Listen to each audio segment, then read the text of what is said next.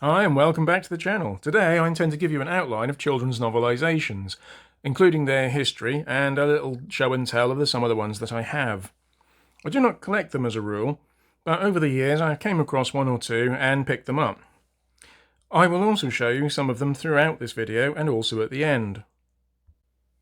I prefer the books that are aimed at the adult market, and my novelization collection reflects this. The ones that I have today were bought more for nostalgia value, rather than any desire to really read them.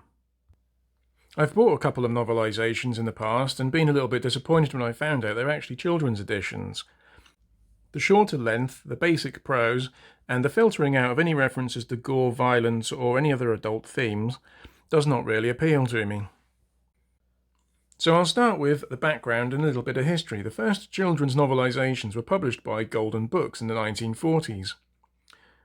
These were based on Disney cartoons or original stories featuring the popular Disney characters. Golden Books began in 1942, whilst the Whitman storybooks specialised in novelizations. Both were owned by Simon & Schuster. Some of these early books were written by Jane Werner Watson, including Snow White and Cinderella. Most of them were illustrated storybooks, though some of them were novelizations published by Whitman and geared towards children. In the 1950s, Whitman also launched authorized TV editions of books as hardbacks. These had cellophane-wrapped cardboard covers, which often flaked apart with use. They then switched to the cloth boards in the 1960s. They covered new stories based on TV shows such as Lassie, Bonanza, Flipper, and The Man from U.N.C.L.E., and would be classed as spin-off books today. By the late 60s, Scholastic came onto the scene and are still going today. Started by editor Mel Sebulash with Monkeys Go Home, Scholastic also sold through school book clubs.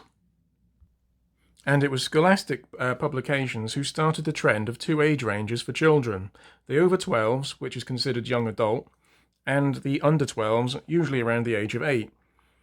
This is due to the vast difference in the reading capabilities of children of those ages.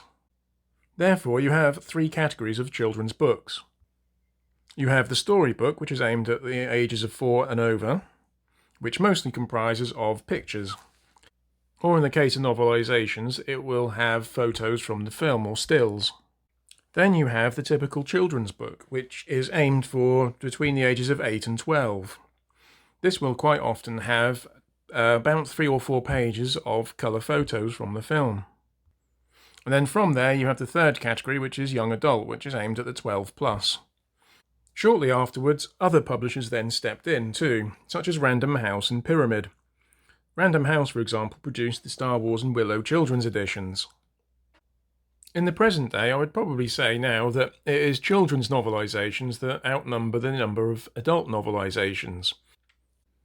Marvel and Disney now have quite a slick operation in producing children's novelizations and young adult novelizations for any of their new films. So how do they go about producing these books? Well, to write for young adults or children, it is in fact harder than what you would first think. Author Joan Da Vinci, author of many children's books and young adult novelizations, she also confirms this. She states adult novels is taking a script and screenplay and basically doubling it. But with children's and young adult books, you have to reduce the plot to its very essence and compress it and simplify it.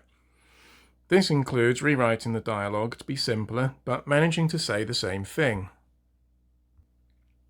A young adult novelization is about the same word count as the actual screenplay, and younger children's books can be slashed to about half the word count, depending on the age targeted.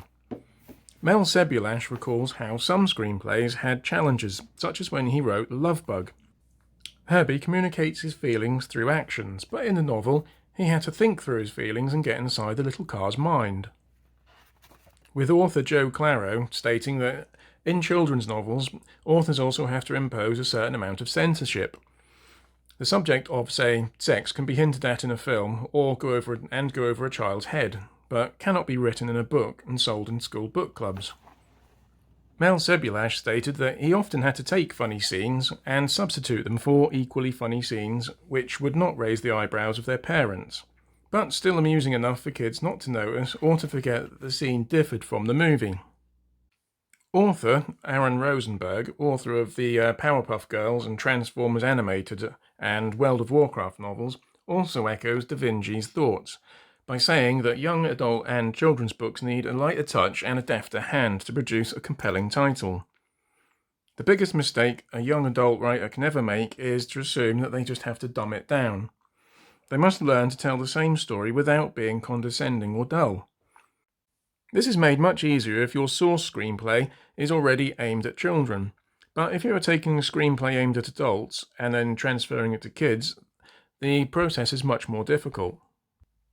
Due to the reduced length of children's books, the first sacrifice is the introspection of characters and getting into their heads, as I call it. And this is what normally makes film novelizations so much more interesting to me, and so therefore why I do not collect children's novelizations or young editions so much.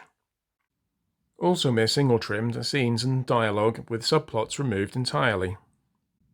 But really, the great thing about children's novelizations is that they get children interested in reading and as entertainment. Perhaps the visual cue from watching the movies help with comprehending of what is happening on the page. I have mentioned before in some of my previous videos that I struggled with reading until my teens, and that movie novelizations allowed me to understand what was going on the page. Paperbacks are often the first book that we buy due to their cheaper price. Author Ed Nair stated that this initial interest in reading may then extend into reading of other works of fiction, which is certainly what happened to me. So any viewers with children who do not like to read, maybe you could try buying them a novelisation of their favourite film, as an alternative to watching it as a DVD or on streaming services. So I've got here some of the children's novelisations that I own. Firstly, I've got Chitty Chitty Bang Bang. So this is the story of the film, based on the screenplay by Roald Dahl, from Ian Fleming's original stories. Film produced by Albert Broccoli. So there you go, people. Chitty Chitty Bang Bang was the first James Bond car, perhaps. Next I have a couple of Walt Disney Herbie books. Herbie Rides Again, and the first film, The Love Bug. That one was written by Mel Sebulash himself. Next I have Return to Oz by Joan Da Vinci. I haven't seen the film for some years, but I do remember it had some very good visual and memorable scenes in it, including the Wheelers and the Headless Queen, who gave me the willies. Next is the Christmas classic, Home Alone. This is written by Todd Strasser, and yeah, very enjoyable film with some colour photos on the inside. I don't know what the novelisation is like, but this is a children's one, so I imagine it doesn't contain as much as we'd like. Next I have the enjoyable Sixth Sense. Very much enjoyed this film when it came out. It's a bit disappointing that it's geared towards young adults rather than the adult market. The book runs a little bit short and has larger text. Next I have what I believe to be young adult, or certainly over 12s, is Snow White and the Huntsman, a novelisation, which also includes a fold-out poster.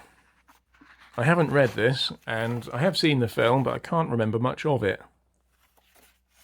And lastly, I have my little nostalgia purchase, which is Ulysses 31, a very enjoyable cartoon, a French cartoon which was released in the early 80s, and like most 80s cartoons, had a brilliant soundtrack and theme tune. But most of all, I found it very well written as a cartoon. I kind of wish it was remade in some ways, although I imagine it will not be as good as what it was. It certainly taught me a lot about Greek mythology, in a style that I could find engaging, i.e. science fiction.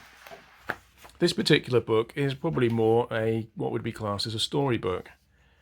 Each page has many photos taken from the cartoon series, and also it's basically based on several episodes condensed into book form. And there you have it, that's my introduction to children's novelizations. Please remember to like and subscribe, and also to share it with anyone else you know on social media. So goodbye for now, and see you again soon. Thank you.